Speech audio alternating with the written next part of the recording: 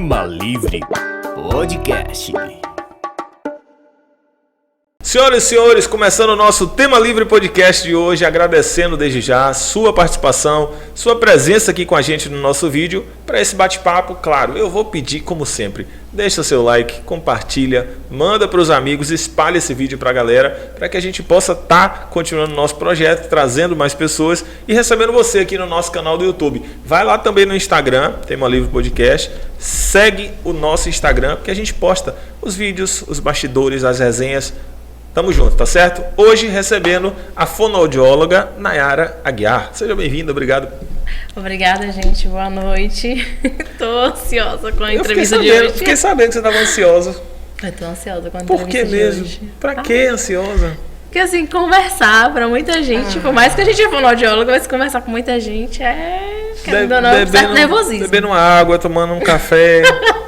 É, com certeza, obrigada. Pra que nervoso? Daqui a pouco comendo uma pizza da Artesão. Oxe, inclusive, aproveitar que tá em tela aqui, agradecer aos parceiros da Artesão Pizzaria. O maestro vai pôr na tela aí o telefone. A pizza já está lá, a gente já começou a dar aquela trabalhada esperta nela. Eu, né? A gente é muita gente. Hoje eu fiz o contrário, não esperei não. Hoje, porque eu chego aqui, a gente tá aqui conversando, o rapaz entrega, aí o maestro começa a comer. Quando a gente vai pegar, tá fria. Aí eu falei, não, hoje eu queimei o dedo, mas eu comi ela quentinha. Dessa vez agora você aproveitou ela quente. E você que está em casa, não passe vontade não. Assista os podcasts com a gente, comendo a sua pizza da Artesão Pizzaria. Um abraço aí a toda a equipe da Artesão, que é sucesso. Estivemos na Rádio Alternativa, batemos um papo, falamos sobre a fonoaudiologia, sobre assuntos que a galera queria saber, perguntas dos ouvintes, etc, etc, etc. Sim. Estamos no mês de abril. Isso. E nessa semana, hoje nós estamos gravando no dia 4, uma terça, o vídeo vai sair dia 5 de abril, quarta-feira já sai amanhã. Nessa semana, Dia Mundial em referência em relação ao autismo, correto? Isso. Houve uma movimentação muito interessante, o pessoal falando sobre, manifestando, caminhadas, faixas, mas é muito mais do que isso.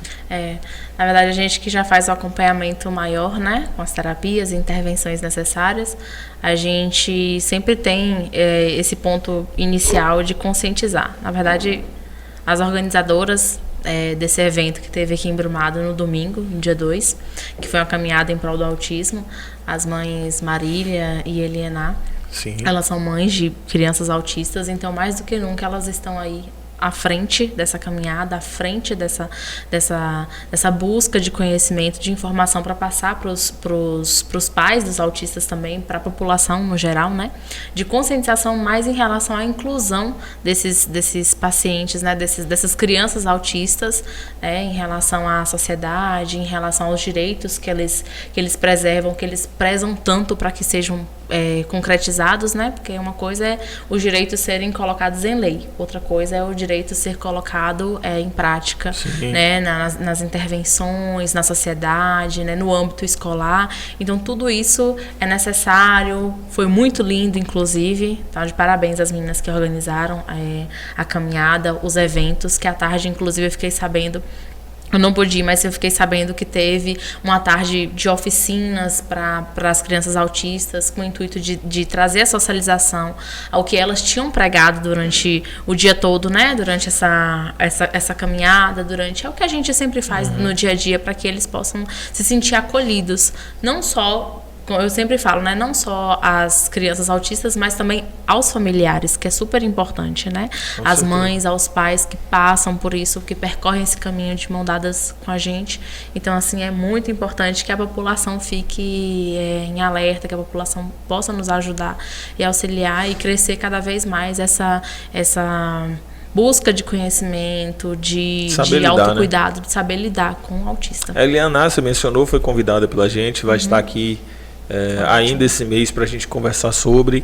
Também é uma pessoa que pode contribuir bastante sobre o assunto, e a gente aproveita o marco do mês para falar sobre, mas reiterando a necessidade e a força que é de se trabalhar sobre essa questão sempre, um acompanhamento contínuo. Antes de a gente voltar para o tema, eu quero lhe pedir, para aqueles que não te conhecem, que você faça uma apresentação. Quem é Nayara Aguiar? Sou fonoaudióloga, sou formada há 3 anos pela Universidade do Estado da Bahia, na UNEB, em Salvador. Estou fazendo minha pós-graduação em intervenção ABA, que é um comportamento analista voltada para as crianças com autismo, né? Estou em atendimento, né, fazendo terapias, trabalho tanto com criança quanto com adulto, não só na parte de linguagem, mas eu agrego um pouquinho de cada área da fonoaudiologia. Eu falo para as meninas que eu sempre vou diversificando. Eu não gosto necessariamente só da área de linguagem, mas às vezes eu pego pacientes disfágicos, né, que têm dificuldade na deglutição, atendo no hospital municipal, estou na parte de neonatologia, né? Trabalho com os bebês recém-nascidos, prematuros, extremos, trabalho na parte de deglutição, de sucção, de amamentação. Então, assim, eu sempre gosto muito de diversificar, porque a fonoaudiologia tem tantas áreas, então eu gosto de agregar mesmo conhecimento e acabo aprendendo cada vez mais. E eu tenho certeza que com essa preleção que você fez agora, você já surpreendeu muitas pessoas que estão nos acompanhando. Porque há uma percepção inicial do leigo que a fonoaudiologia é mais limitada em algumas coisas. A gente tá... Eu ainda conversei com as meninas na semana passada. Eu tive um encontro com Marcela, que também é fonoaudióloga. E aí a gente viu quanto que a fonoaudiologia está ganhando espaço na sociedade. Eu falo como um todo, sabe? Do quanto que está sendo importante. Do quanto que os outros profissionais na equipe multidisciplinar estão percebendo que a gente é importante, né? Para fazer o nosso trabalho efetivo. Não só na parte de linguagem, mas eu vejo também que em hospitais que a gente está ganhando espaço, a gente está sendo reconhecido pelo nosso trabalho. Até porque a gente sempre, quando a gente se pergunta, quando eu me formei, a gente sempre tinha aquela pergunta, fono o quê? Eu não conheço. E hoje, sente a necessidade, eu acho que uma grande minoria passa por essa situação de falar o que é fonoaudióloga, né? O que a fonoaudióloga trabalha, que sempre está em prol, né, do nosso conhecimento, da nossa busca. Então, assim, a gente se vê muito valorizada e com fé em Deus a gente vai se valorizar ainda mais. Com certeza. E é com essa demonstração de trabalho, é com essa demonstração de necessidade da implementação. Sim. E as pessoas vão começando a compreender, vão entendendo a necessidade, vão procurando, vão respeitando ainda mais, o espaço vai se abrindo e assim vai fluindo. É isso. A temática hoje é livre, o nome do programa é Tema Livre e a temática, assim como nós fizemos na rádio, aqui ainda mais, porque a gente não tem aquela intervenção de publicidade, aquela coisa de falar o horário, né? Toda hora, repetindo, o pessoal vai assistir em casa no conforto, de repente tocou a campainha para receber pizza da Artesã, ele pausa nosso vídeo, aí tá a gente lá, conversando. E pausa na televisão, lá, vai lá, pega a pizza, volta, dá um play. A vantagem do YouTube é essa é a principal vantagem.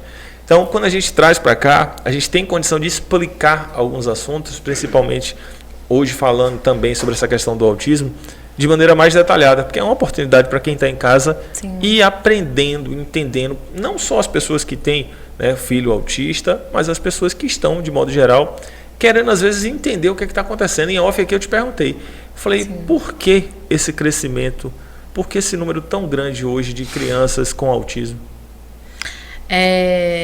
Pelos estudos que a gente vê, né, avançando, é porque assim, uma neuropediatra que a gente de vez em quando tem certos contatos, porque como a gente tem muitos pacientes em comum, né, perguntou para mim por que Brumado está tão banal de crianças autistas, né? Já teve relatos de que numa sala de um paciente meu autista tem ele e mais 5 ou ele e mais 4.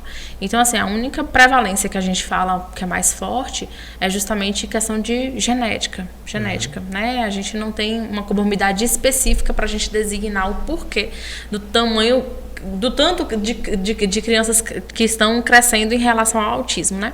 Na verdade, assim, a gente estava comentando isso na caminhada, inclusive, né? Que a gente fala bastante a respeito de que antigamente, há uns 30 anos atrás, a gente não sabia especificamente, né? 30, 40 anos atrás, a gente não sabia especificamente o que era o autismo. Diagnosticar, né? Diagnosticar, isso, né? Os estudos, né? Com o tempo a gente foi tendo avanços. A gente chamava aquelas crianças que tinham autismo naquela época de debiloides, né? De pessoas dementes, que era uma questão muito, assim, uma subjetividade muito leiga. E agora, como está sendo mais diagnosticado, que teve a questão do diagnóstico, do reconhecimento dos estudos, então a gente já chama as crianças em relação a pejora como autista. Então, a gente não tem uma classificação específica, a gente não tem uma comorbidade específica para o autismo. A gente acredita que seja uma questão genética, carga genética, né, cromossomos voltados para a questão feminina, né, das mulheres, da questão do pai e da mãe, né, a carga genética da mãe, a carga genética do pai, que acaba se unindo. A gente tem outra questão também que envolvida, né, que quando a prevalência é maior em questões do sexo masculino, justamente pela questão do desenvolvimento, das faixas etárias, que sempre teve aquela questão de que a mulher do sexo feminino teve sempre um desenvolvimento maior do que o menino. Desenvolve primeiro. Isso, desenvolve primeiro. As questões de maturação são maiores do que as crianças do sexo masculino.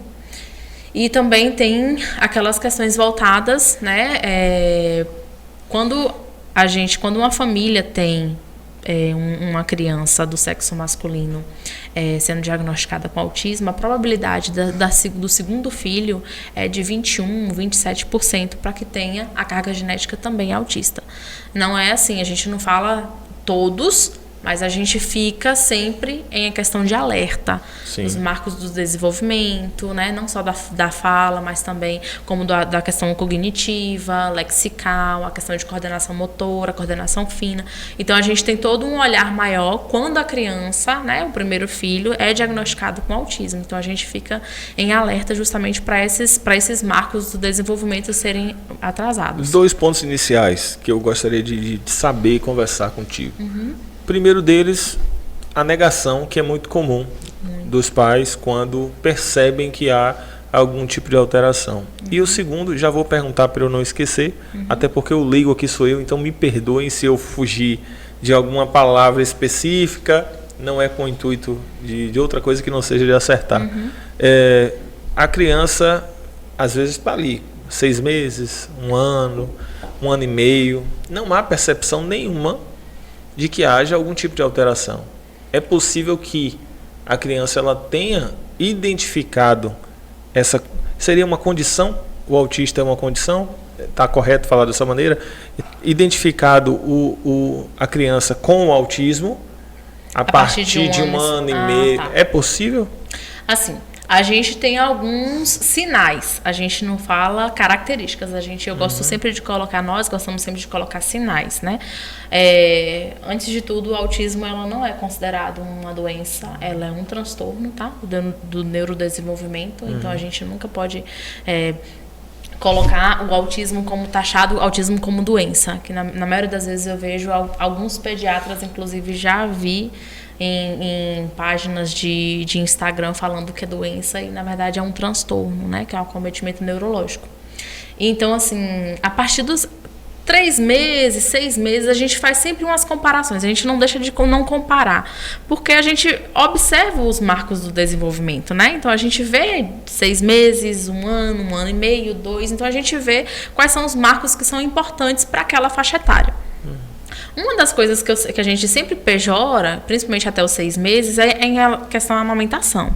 Então, assim, das tríades principais do autismo é em relação ao contato ocular. Uma delas, né, que são contato ocular, as estereotipias, que são os movimentos de balançar as mãozinhas, ou movimentos estereotipados, que a gente fala que são movimentos repetitivos em relação ao corpo da criança. E o outro é o atraso de fala, que é um dos motivos que são procurados pelo fono.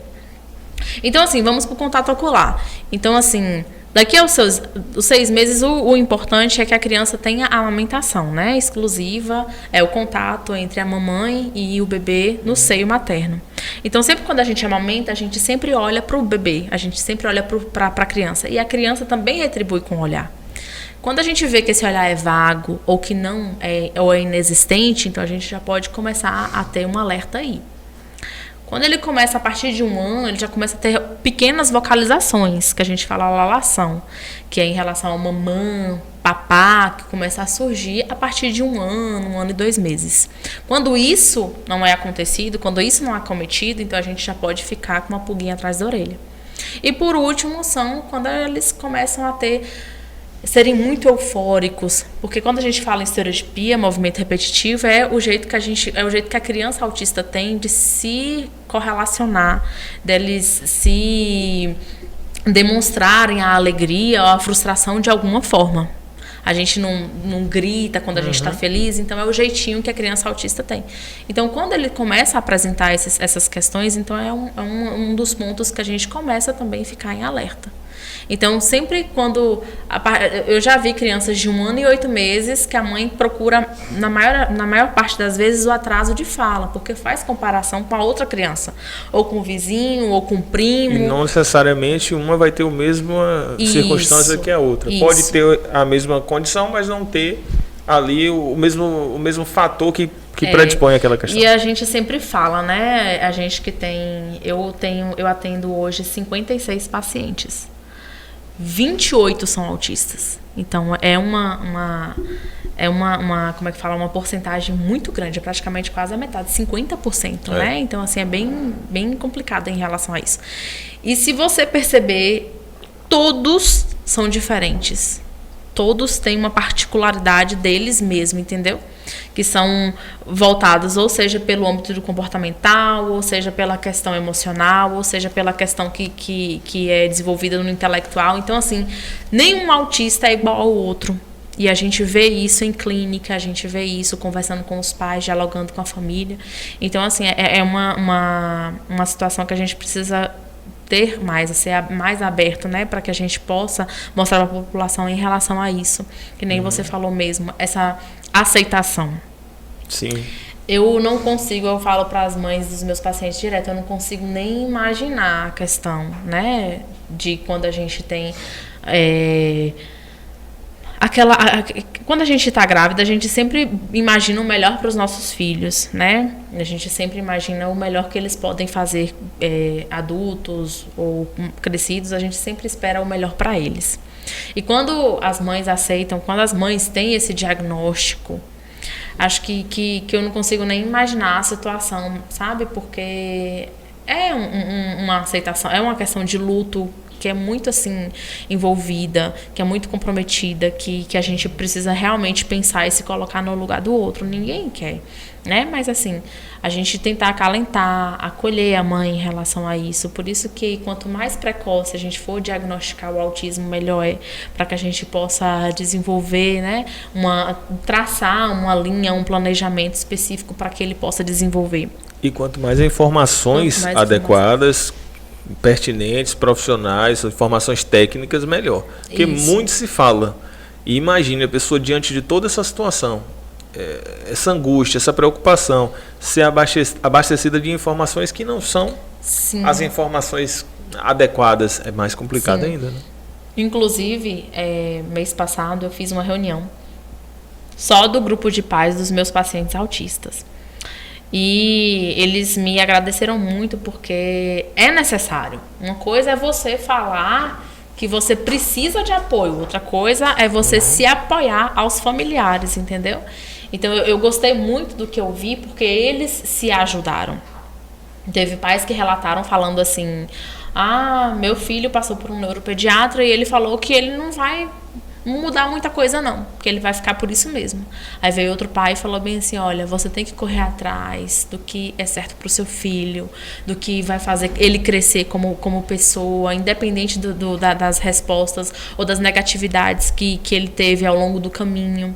Teve outra mãe que também falou que ela não deixa de pensar, né, de como é que vai ser se ela chegar um dia a faltar e seu filho ficar sozinho no mundo. Então, assim, não pensar muito, e sim correr atrás da busca de apoio, né, de poder ajudar seu filho. Porque, querendo ou não, eles acabam sempre pensando nessa questão. Mas né? a gente entende que esse pensamento permeia, né, a pessoa, porque há uma preocupação diária. Isso, diária, sempre. E aí foi o que ela ponderou na reunião, né? Outra coisa que eu vejo também é a questão das inclusões nas escolas. Eu vejo que a inclusão na escola, o reconhecimento da criança autista, independente se for autista, ou se tiver síndrome de Down, ou se tiver uma deficiência intelectual, ou um TDAH, né, que é um transtorno de déficit de atenção e hiperatividade. Então, assim, é necessário que a escola, pelo fato deles passarem a maior parte do tempo, né, como passa 8 ou 4 horas, não sei, que seja aquela escola que seja acolhedora, que possa incluir, que tenha as atividades adaptadas, que possam fazer com que a criança participe, independente da sua condição, possa ser um transtorno, possa ser uma doença. Então, assim, eu vejo que quando a gente fez essa reunião mês passado, foi muito ponderado, foi muito colocado, muito questionado a respeito das escolas e desse âmbito escolar para as crianças. Porque o contexto social, né? Quando a gente tem filhos de 2 anos, 3 anos, a gente não coloca na escola para aprender efetivamente alfabeto. É para ter um envolvimento social. É para ter essa interação social, né? Para saber compartilhar, é para saber dividir, é para saber olhar pelo outro, entendeu? Então, assim, foi o que foi muito ponderado na reunião e que que inclusive na caminhada, quem foi, viu que essa inclusão é necessária principalmente para os autistas. Entendeu?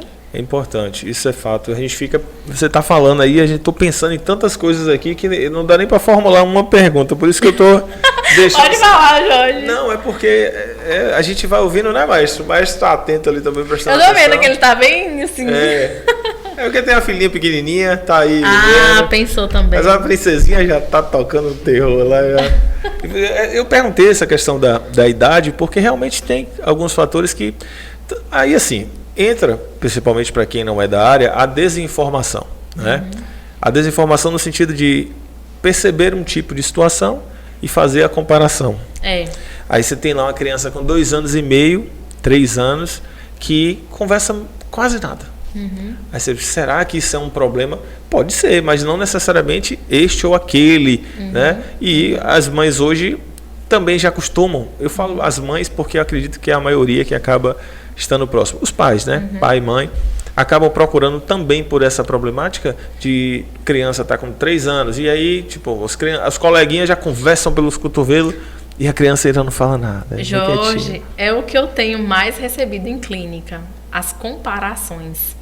E sempre são procurados porque alguém da família já pega e fala, tem que levar na fono, porque tá com atraso de fala.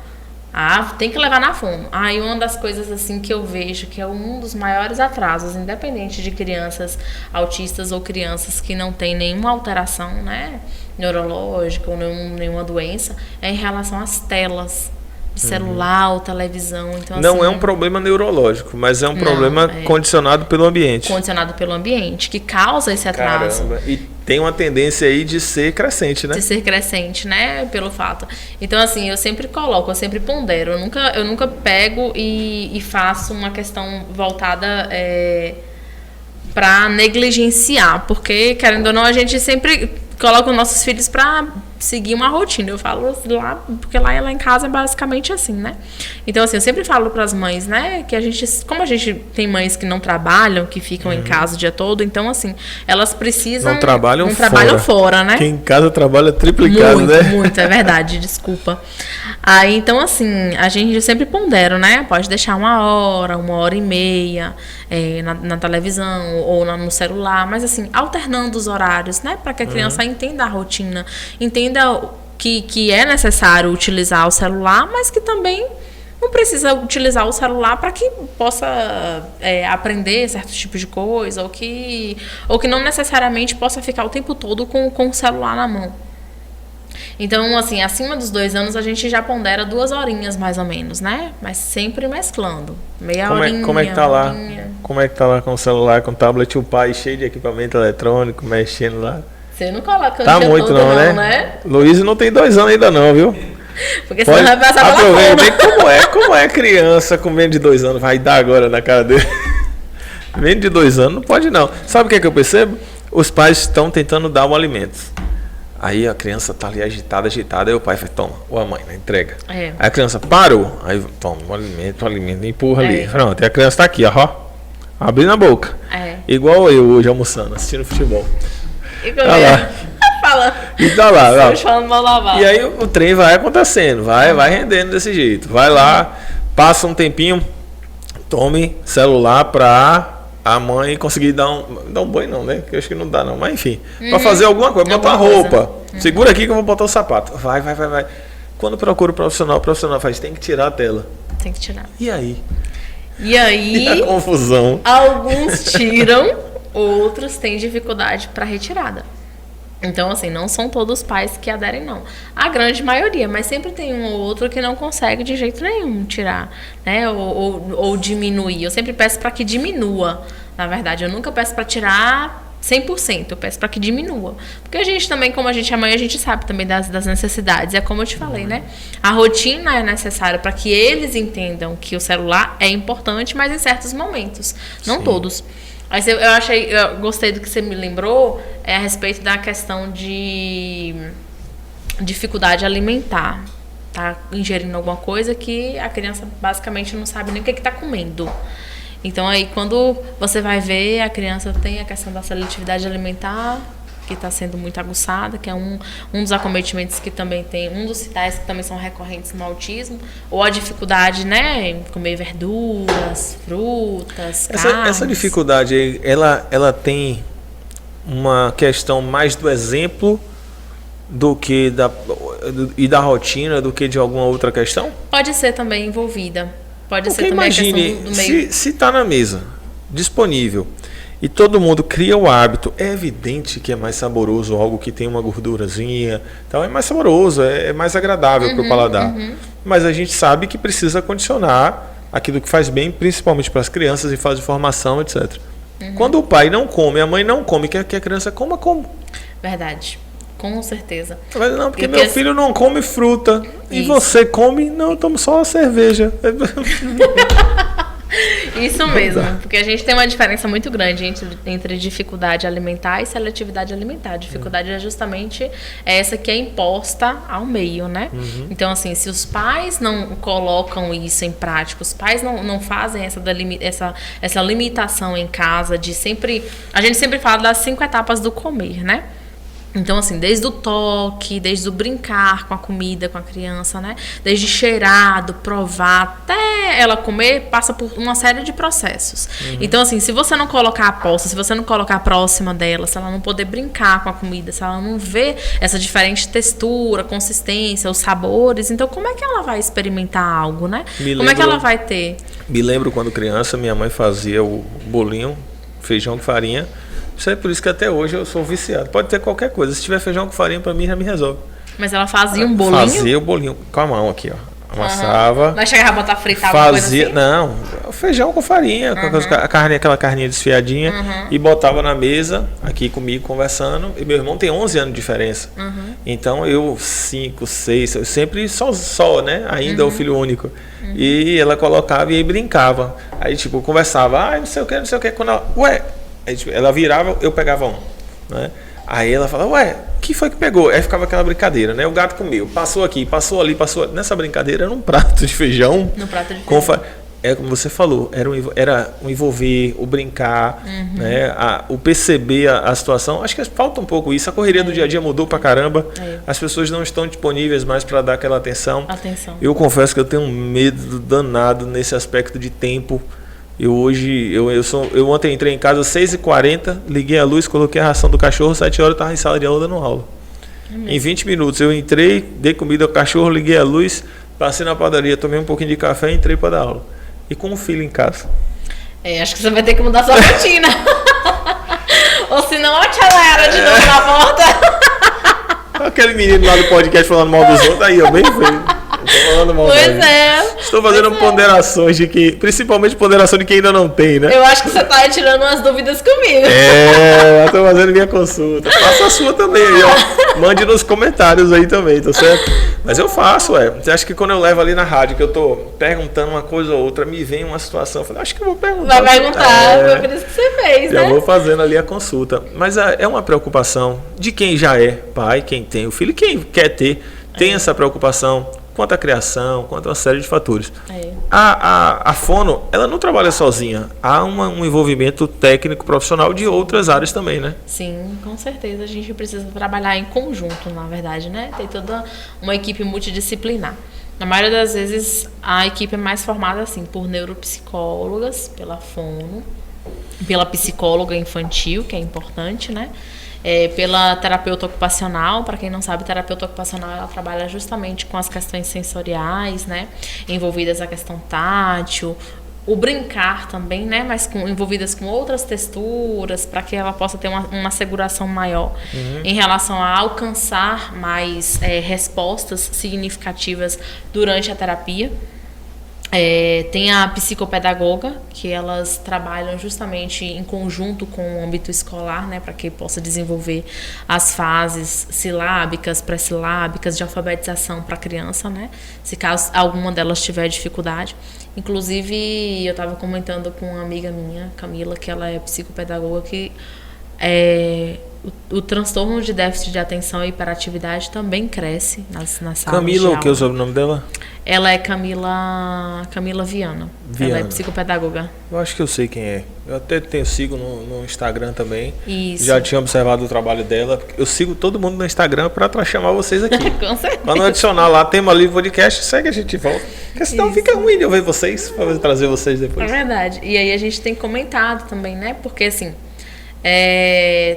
TDAH, que a gente fala, né? Que esse transtorno também é associado ao TEA, associado ao autismo, entendeu?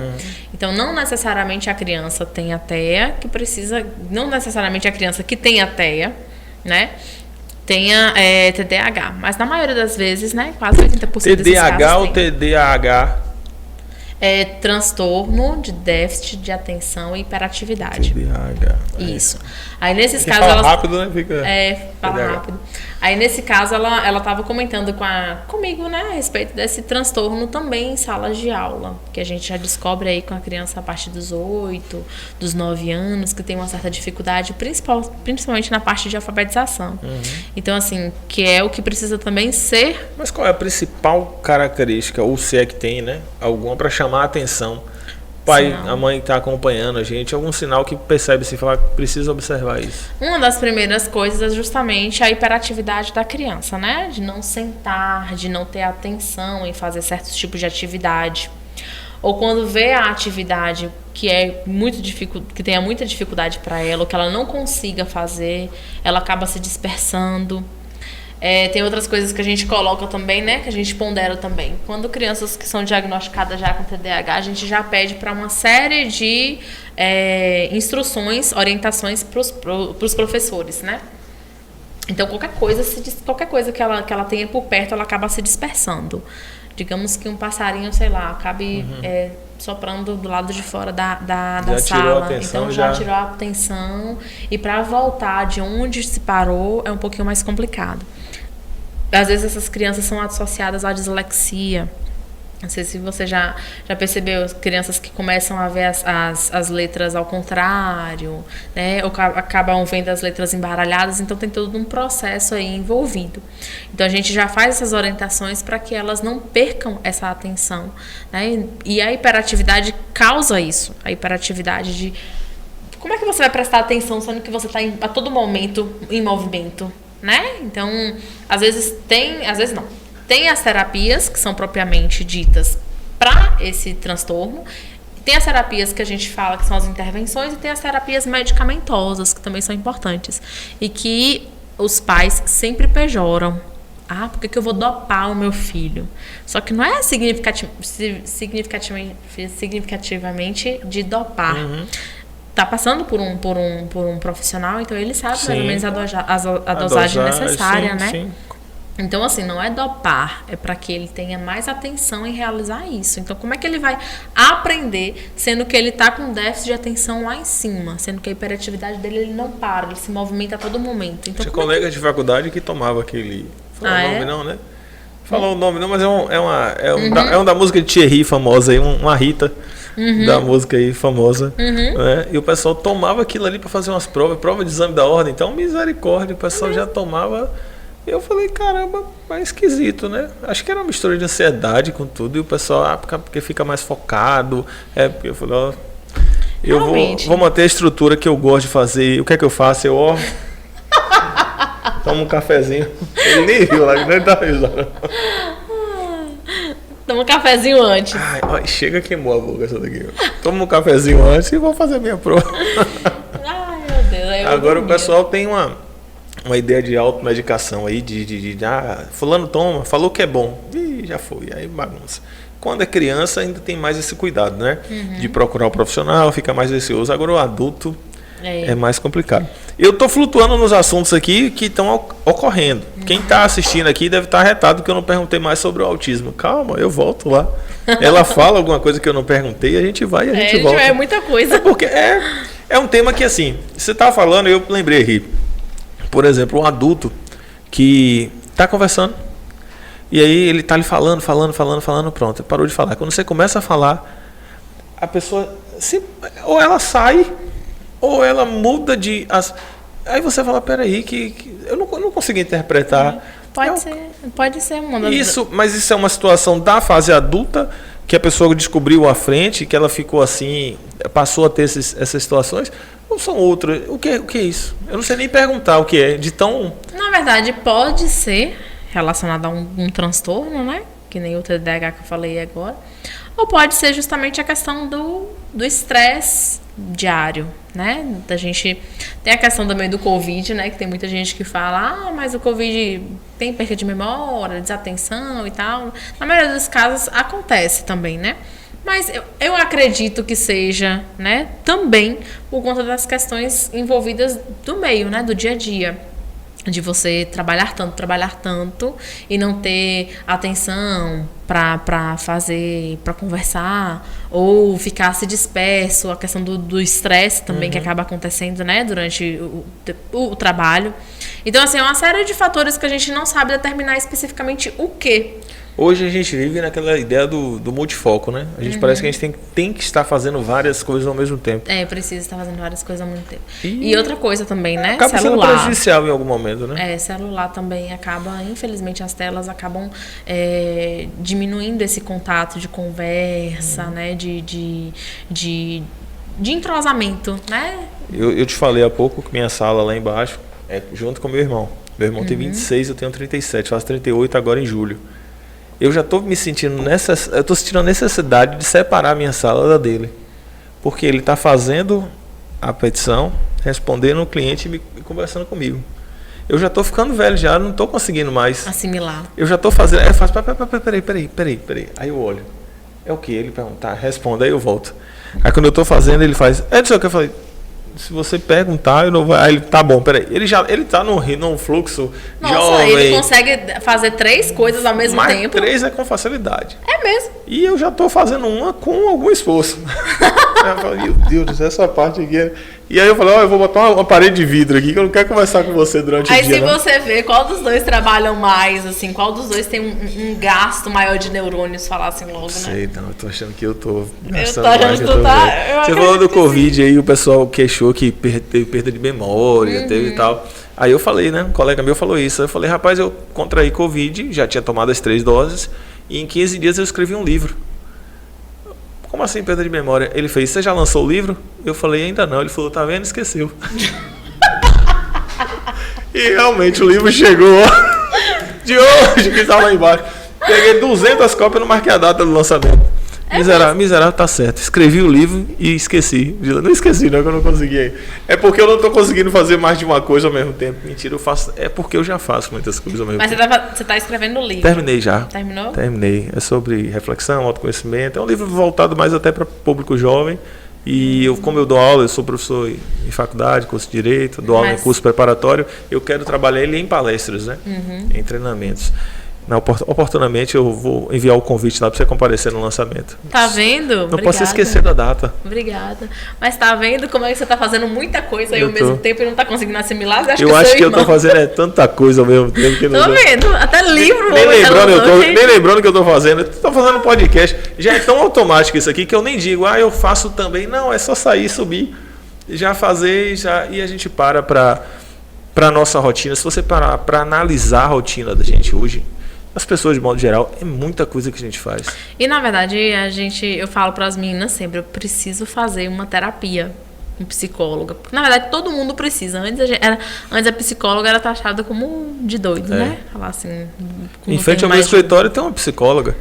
Doutora Eveline, aqui dentro toda hora tem Giovanete, aqui tem terapeuta, Ana Luísa, eu também estou precisando fazer. Então, eu estou precisando, assim, sabe, juntar, assim, tudo e tentar focar, porque a gente acaba se estressando no dia a dia. Sim. Acho que... Eu estava ouvindo, desculpa interromper, estava ouvindo hoje eu gosto muito de podcast, eu sempre assisto. Inclusive, vou denunciar aqui para quem está nos acompanhando agora, que o marido de doutora Nayara Guiar acompanha o podcast com ela, e ela não, ela soube por causa dele, ele que ficou explicando a ela, olha, eu dei risada com essa, eu gostei dessa, essa aqui, né? Já sabia. Essa pauta aí você não deveria ter colocado. Eu falei, esse aqui é o maestro, ele falou, eu sei que o pessoal fala lá o maestro, vendo você?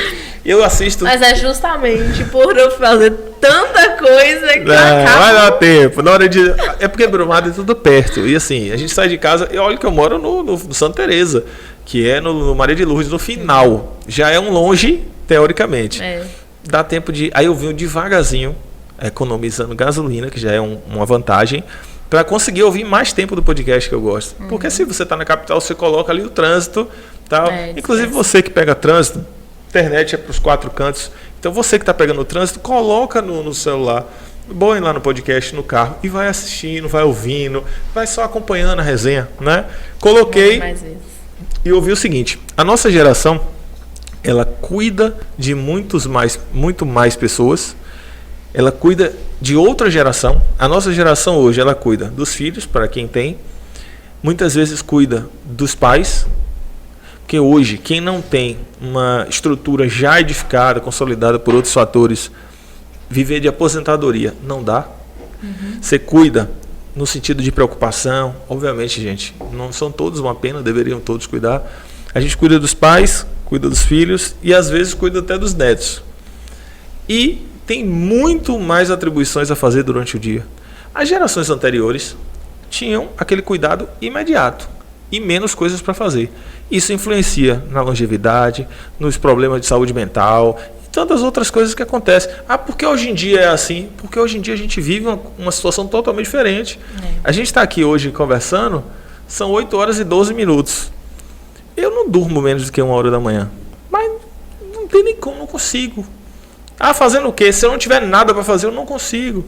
E 7 horas da manhã eu estou em pé para poder seguir meu trabalho no dia seguinte e fazer tudo de novo. Já condicionou, seu corpo já condicionou isso. Sabe, o pessoal quando dava 8h30 da noite estava recolhido, não tinha essa programa, não tinha aquela Netflix para atrapalhar a vida da gente.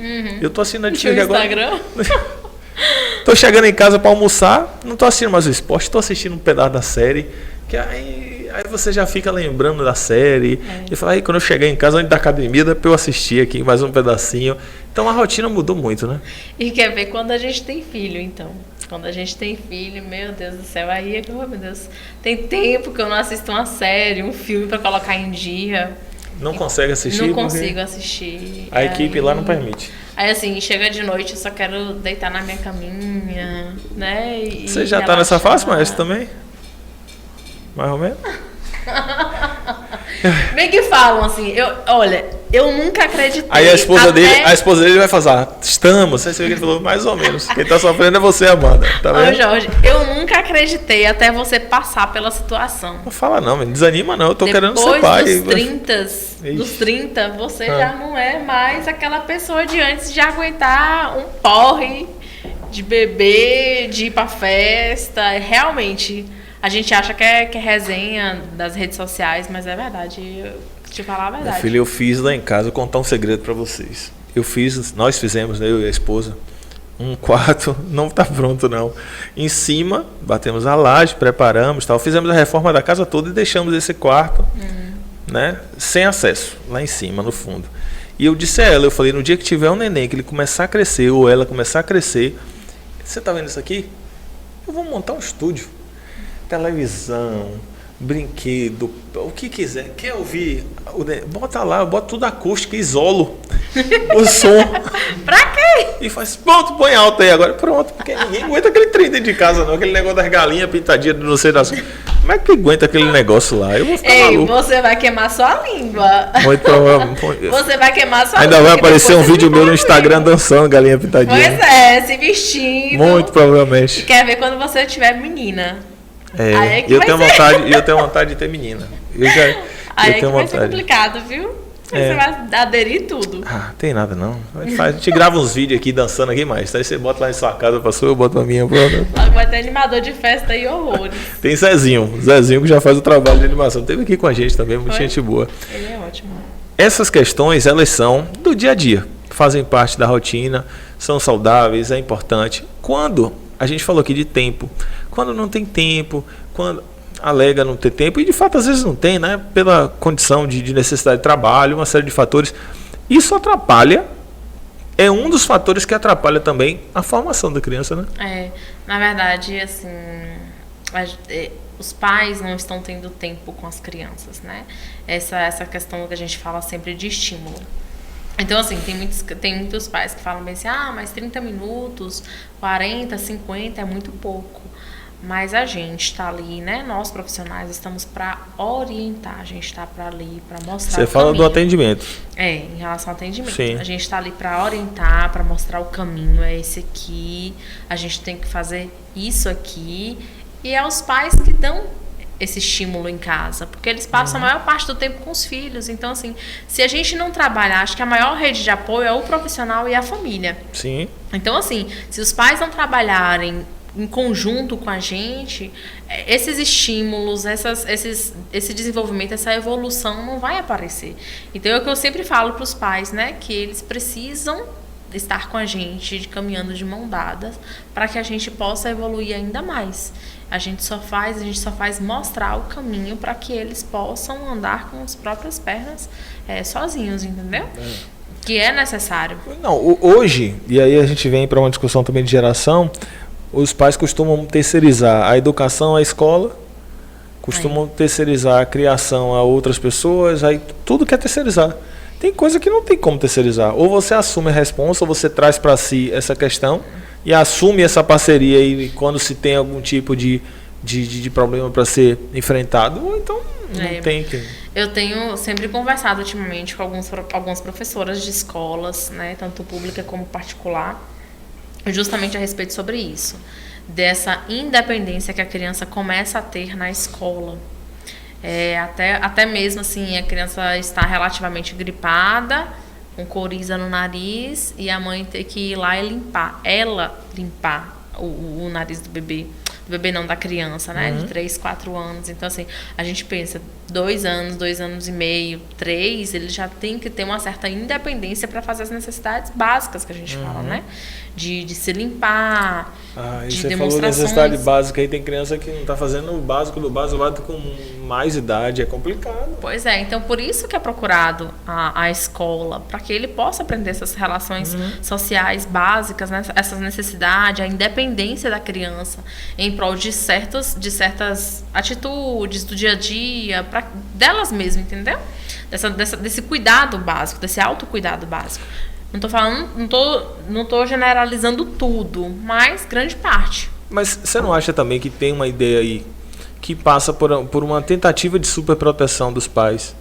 E é aquela história já até batida. Eu sofri, passei por isso, eu não quero que meus filhos passem. Cria uma proteção excessiva e tem um tanto de coisa básica que os filhos não estão conseguindo fazer porque não aprendem. Isso. Que bom que você falou isso. Essa semana, o meu filho, ele não estava conseguindo tirar um carrinho de dentro do caminhão.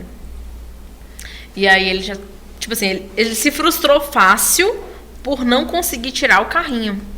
E aí porque queria que eu tirasse. Coisa simples, né?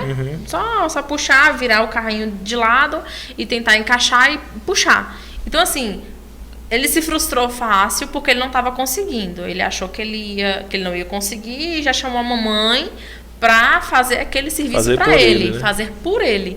Então, acho que uma das maiores frustrações que estão acontecendo é justamente isso, dessa dependência, né? Que essas frustrações acabam crescendo até mesmo para a vida adulta.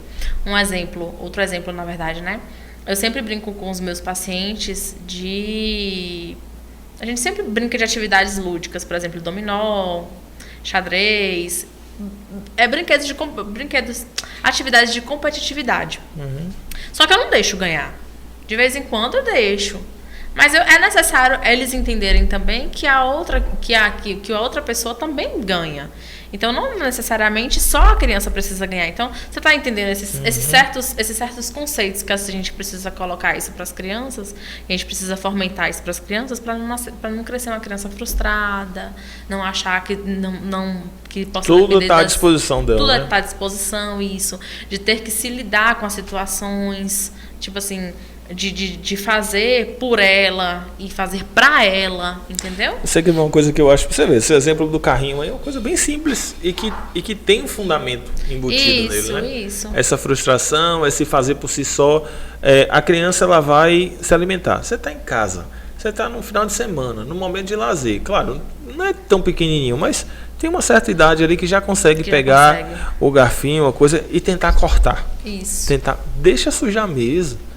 Deixa cair do lado, põe de lado, vai ensinando, posiciona a mão. Porque senão como é que vai aprender? Como é que vai aprender? Aí você chega num lugar, tem uma criança de 8 anos de idade que a mãe tem que pegar e cortar e colocar. E se duvidar, tem que botar na boca. Que eu já vi casos também. Criança de 9 anos desse jeito. Que a mãe corta tudo e aí corta certinho assim os pedacinhos, porque a criança não sabe cortar. E de vez em quando ela coloca na boca e quando ela não quer colocar mais a mãe para não deixar a criança com fome, ela vai lá e serve a criança. Como é o nome do seu marido? Rafael.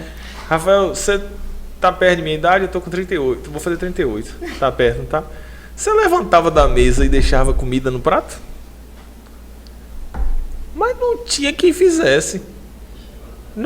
Mas primeiro, não era. Primeiro, eu não deixo até hoje. Pode ser se eu estiver comendo na marmitexzinha, eu rapo ela, eu vou limpando, porque a marmitex ela dá uma enrugada, né? Uhum. Eu vou dizer até para não ficar nada. Maria. Mas é de criança. A nossa geração foi criada dessa maneira. Não ficava nada. Porque não podia. Porque a gente acostumava a não deixar nada. Pô, a criança tá comendo. Um prato lotado. Coma mais uma então, vá. Só mais uma. Eu falei, eu não vou ser um bom pai, não. Meu Deus do céu. O senhor que sabe, Deus. Se o senhor mandar, o senhor já sabe o que é que eu penso, pelo amor de Deus. Eu fico preocupadíssimo comigo. Eu estou fazendo minhas consultas, eu estou aqui no podcast, vocês só preocupadíssimo. Porque eu falo, não é possível.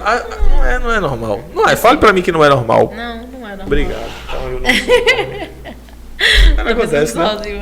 Mas acontece, infelizmente. Aí assim, aí precisa de certas orientações que já nem precisava, né, orientar, mas que é necessário para que aconteça. E onde que essa geração se perdeu assim, pelo amor de Deus? Porque não era assim antes, não. Esse pessoal se embaraçou demais. É o pessoal que está tendo filho muito novo, sem estrutura familiar, sem preparo. Aí você olha, depois tem um pessoal já com mais idade fazendo a mesma coisa. E fala, não é possível, eu pensei que era questão da idade. A gente não sabe, quer dizer, eu particularmente, né? Agora é o momento que a gente abandona a técnica e fala só mal dos outros. Eu necessariamente não sei. Talvez deve ter sido por conta das gerações. Eu acho que delas, né? A gente vai crescendo, tem uma certa dependência com os pais, né? Eu não sei especificamente, acho que psicóloga sabe entender mais essa situação do que eu. Comentem, por favor, que eu estou preocupadíssimo. Verdade. Falando em psicólogas, temos aqui em breve a próxima temporada, né, maestro? Vamos autorizar aquelas duas malucas voltar aqui? O Tema Livre Podcast com elas, em breve, próxima temporada. Já manda aí nos comentários sugestão de convidados, de pessoas para participar. A gente já está estruturando aqui para receber mais uma vez Gilvanete e Ana Luísa Rocha, você participar com a gente também, certo? Fono, aquela velha caneta na boca mordendo para poder fazer aquele exercício. O pessoal pensa logo nisso, né? Tem muito isso. Tem essa procura? Tem. Você fala menor do que sobre dicção, essa articulação vocal. Ainda tem essa procura? Você fala articulação vocal em relação à voz ou gagueira? Porque tem gente que acha que a voz e tem conserto para voz que não é bonita, que o pessoal fala taquara rachada. Uma expressão muito utilizada. Na verdade, a gente primeiro avalia o timbre vocal da pessoa, né? E depois a gente faz as técnicas. Na verdade, as pessoas elas acabam melhorando com as técnicas, né? A questão de afinação em relação Já aconteceu de eu chegar em clínica e a pessoa me perguntar se tinha como afinar mais a voz. ou se tinha como engrossar mais a voz. Então eu sempre falo para essas pessoas que é o timbre vocal de cada um. A gente não sabe necessariamente, a não ser que a gente utilize medicações, né? Anabolizantes, medicações. Só que isso daí não é o papel da fono. É mais justamente as técnicas para melhoramento vocal. Sim. No canto, principalmente. Outra coisa que eu venho procurado também bastante é em relação às vozes, as questões dos professores, que, né, o ambiente acústico é muito poluído em relação à questão sonora. Então, assim, acaba procurando a fono quando já não tem mais jeito, quando tem aqueles nódulos vocais, que a gente fala calos vocais, né? Então, assim, o abuso excessivo de voz acaba fazendo com que essa voz acaba ficando rouca, áspera, que não consegue mais, né, trabalhar com ela, usar ela propriamente dito, Você né? falou aí canto e professor, né? São profissões que usam, evidentemente, a voz. O professor que está ali diariamente, eu dou aula 2 vezes na semana. Faço rádio 1 vez na semana. Estou aqui, pelo menos... Olha, agora uma dúvida pessoal. Não, gente, é uma pessoa que perguntou aqui no Instagram. Então, tem pessoas que estão em sala de aula, profissionais que estão em sala de aula de 7 às 12, às vezes das 14 às 18, de segunda a sexta. Sim. Caramba, é extremamente extenuante, cansativo. Há alguma recomendação específica, além daquela já conhecida do consumo, por exemplo, de água, hidratar sempre ali? Alguma recomendação? Sim, na verdade, a gente sempre... Como você falou, que tem o uso excessivo, né? Geralmente é mais de 8 horas por dia que esses professores utilizam a voz. Sim. Aí você observa, né? Vamos colocar aí no seu caso, né? Que você tem um ambiente acústico muito ruim. No sentido de ar-condicionado, às vezes são climatizadores, purificador. Então já acaba fazendo um abafamento, mesmo meio que mascarando a sua voz. Então, quando tem esse barulho, você precisa aumentar o timbre vocal. Você precisa aumentar a voz para que possa chegar nas crianças ou adolescentes, enfim. Então, uma das coisas que a gente pede é para você começar a se organizar em relação ao seu timbre vocal e se respeitar, na verdade, né? Sim. A gente usar o timbre vocal habitual, conversar mais devagar, mais articulado, para que você possa, sobre sua articulação, melhorar o entendimento da pessoa, porque quando ela está prestando atenção em você, não necessariamente precisa ouvir sua voz. Então, é todo um processo, é a articulação aí envolvida. E logo depois são os cuidados, né? Assim que você se estabilizar e conscientizar da sua voz, que você precisa utilizar um timbre vocal abaixo, né? Uma articulação melhor, a gente já vai para os cuidados que a gente tem em casa, que são que é a água, que tomar água é essencial. Maçã também eu gosto sempre de colocar os meus pacientes para comerem pelo menos umas 2 ou 3 maçãs por semana. O café faz mal não, né? O café, se for tomado em excesso, se a pessoa tiver refluxo, sim. Só quem tem refluxo. Se a pessoa que tem o costume de beber muito café e ter refluxo, acaba agravando, sim, o processo de... muito café sem refluxo. E também a questão que envolve a maçã, que é importante, né? Que ela limpa, né? Isso, ela é lubrificante. Você fala da função detergente, como diz, né?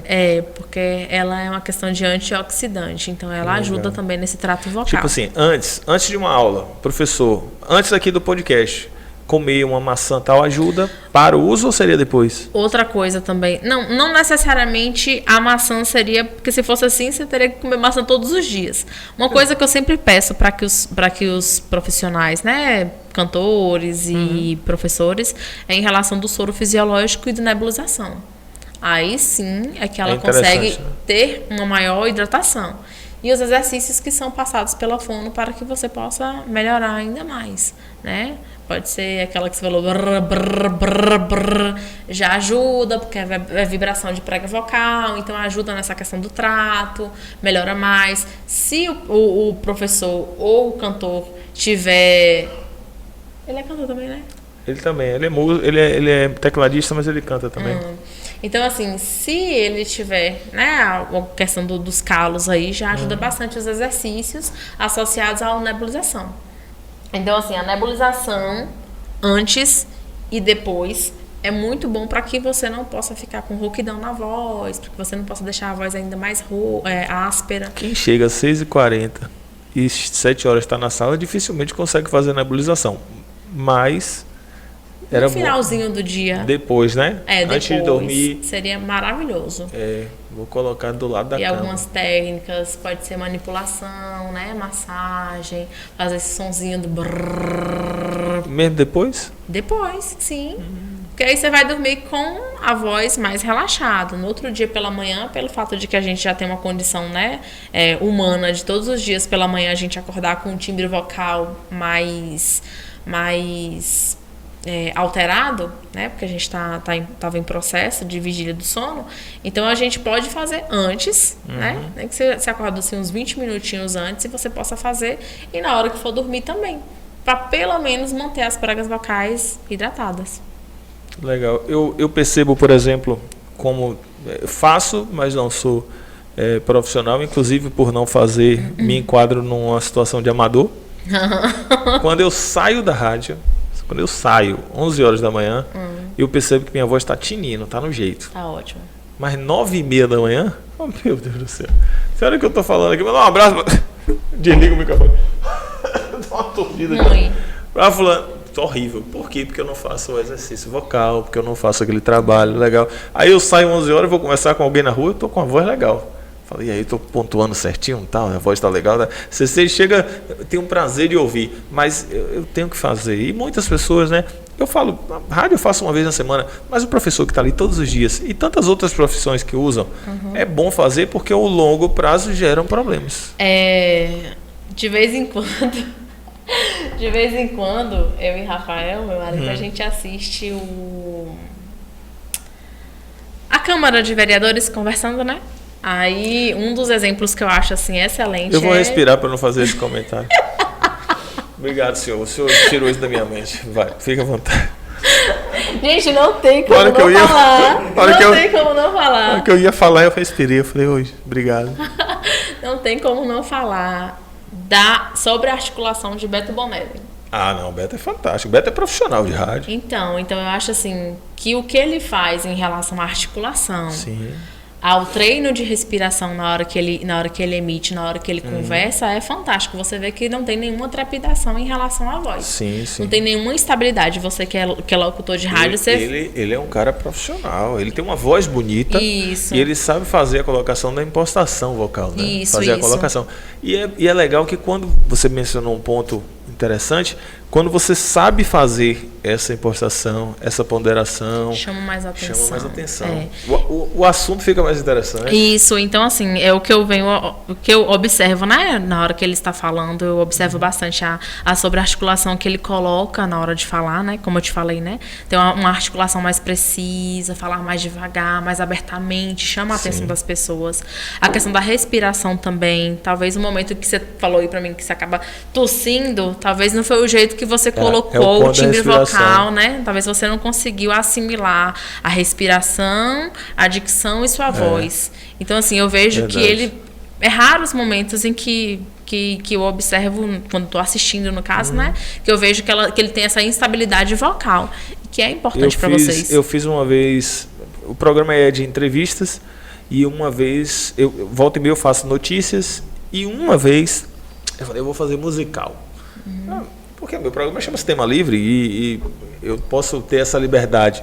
Falei, hoje o Tema Livre é musical. Separei uma playlist e comecei. E aí eu, distraí um pouquinho, a música já estava acabando, eu tinha que entrar de novo, e eu ia falando. A minha impressão é que era muito mais fácil fazer um programa musical. Não é. Aí, você falou Beto Bonelli, eu me lembrei desse fato por isso, porque inclusive no dia comentei com ele, que ele mandou um abraço e tal, e eu falei, cara, eu achei que era mais fácil fazer programa musical, e é difícil. É difícil. Você tem que ter um time diferente, e é um time que eu particularmente não tenho. Eu faço muitas coisas ali, já fiz de formatos diferentes, apresentei jornalismo, para mim é muito mais fácil, mas o musical parece fácil, é uma técnica, legal. Separada, É uma pena que na Câmara de Vereadores em especial a gente só tenha Beto com essa articulação. Aliás, para não ser injusto, o Renato fala muito bem. A colocação do Renato, Renato Santos, que é o atual presidente da Câmara, ele fala muito bem, por conta também do trabalho que ele faz na igreja, do trabalho que ele faz como... Não sei se o Renato é pastor, mas ele faz um trabalho bem bacana e ele tem, né, essa impostação, aquela colocação das palavras, aquela respiração em cima da fala. Eu acho bonito também o que o Renato fala. É porque assim, chama mais atenção outras ações às vezes, né? Para a Fono chama o Roberto. Para a sociedade às vezes chama o outro que não fala tão corretamente. Procura uma Fono, meu filho, procura uma Fono. Né? Ajuda, dá jeito. Dá sim, com certeza. Mentira. Com certeza. Vou falar que não dá é até. Melhora muito. Com certeza, melhora bastante. Muito. Você vê, a gente está conversando aqui e nós falamos de uma série de situações voltadas à atividade da Fono. Sim.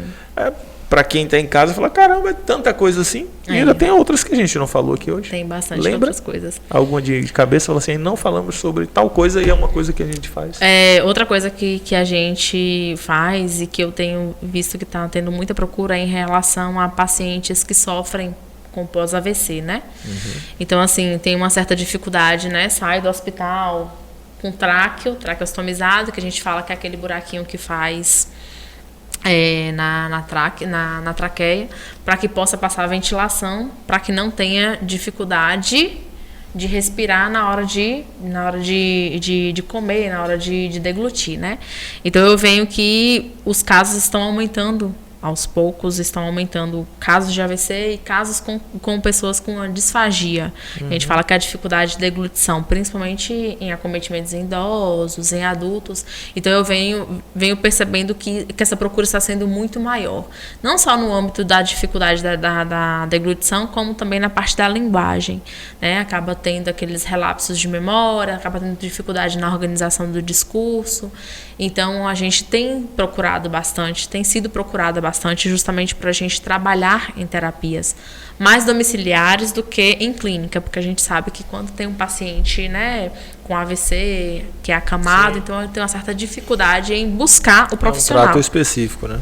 Entendeu? E aí a gente também trabalha nessa área, a gente também percorre essa área, né? A gente também trabalha, intervém nessa área para que a pessoa possa ter uma qualidade de vida melhor, né? Então, tem a questão da disfagia, né, que é essa dificuldade de deglutição, tem a questão da amamentação também, que tenho visto que tem algumas enfermeiras que trabalham com amamentação, consultoria de amamentação, que é super importante também a gente fomentar, que não é só a Fono que trabalha especificamente com isso, mas enfermeiras que são especializadas, né, na parte da amamentação. Ana Flávia mesmo, que eu conheço, Ana Flávia Mendonça, ela está sendo excelente nesse processo para ajudar as mães na pega correta do seio materno, na parte da estimulação do seio materno, do leite materno. Então, assim, é todo um processo que a gente percorre em conjunto, né? Que a gente vê outros profissionais que também se desdobram, que também veem essa necessidade e também fazem parte, né, dessa ajuda, desse autocuidado. A voz, que a gente deu falar um pouquinho, né? A linguagem, que é um dos processos que estão sendo mais procurados. E outra também que eu gosto bastante é em relação à reabilitação vestibular. Labirintite, tontura, vertigem. A gente também reabilita pacientes com essa dificuldade, né? Que tem dificuldade em relação ao equilíbrio corporal por conta da labirintite ou de algumas vertigens que são diagnosticadas pelo otorrino. Então a gente faz esse acompanhamento mais específico para que essas pessoas não sofram tanto com esses acometimentos, né, do labirinto. Então é uma série de coisas, é como eu lhe falei, né, a fonoaudiologia é muito ampla. E é legal gente falar, porque a maioria das pessoas com certeza não sabia que tinha tantas opções. Isso, eu gosto sempre de fazer parte das multifacetas dela, porque eu gosto muito de fonoaudiologia, né? Eu sou, assim, apaixonada pela minha profissão. Eu falei da caneta, né, que é uma coisa, assim, do leigo muito comum, de fazer aquele som, colocar uma caneta, alguma coisa e tal. Aí você falou, a gagueira, e é uma coisa que eu não tinha nem me lembrado. E é possível tratar, atenuar? Como é que seria essa questão? Porque, na verdade, a gagueira ela não tem cura, né? Ela tem tratamento. Então, a gente tem uma série de questões que a gente observa. Porque a gente, ultimamente, estou tendo visto que está tendo uma dificuldade muito grande em relação a diferenciar. Uma coisa é a gente falar sobre a gagueira, né, propriamente dita, que é hereditária na maioria dos casos, às vezes não tem nenhuma comorbidade específica. E tem a disfluência comum, que é até os 4, 5 anos da criança, que é quando a criança consegue adquirir um pouquinho da linguagem. Então, quando chega para mim a respeito, meu filho está gaguejando muito. Aí, quando a gente vai ver, é justamente a organização do discurso dessa criança, que até os 3, 4 anos está começando a ser estabelecido e que a gente tem visto que tá começando a ter o desenvolvimento da linguagem maior, então acaba sempre tendo essas dificuldades. E a gagueira, que a gente sempre pesquisa, que uma das chaves principais é em relação aos pais, que se na família tiver o pai, ou a mãe, avô, tio, parentes mais próximos, né? Possa ter essa hereditariedade de gagueira. Me ocorreu uma situação aqui de... Se eu estiver viajando, eu falo, está viajando, eu mudo de assunto. Tá. O pessoal chega em sala de aula e diz assim, eu sei o assunto, eu estudei, mas na hora que eu vou apresentar, me dá aquele branco, me dá aquela... Aí você falou da construção das ideias. Teria alguma relação, teria alguma forma de ajudar essas pessoas que alegam que tem aquele branco? Sabe o que tem que falar?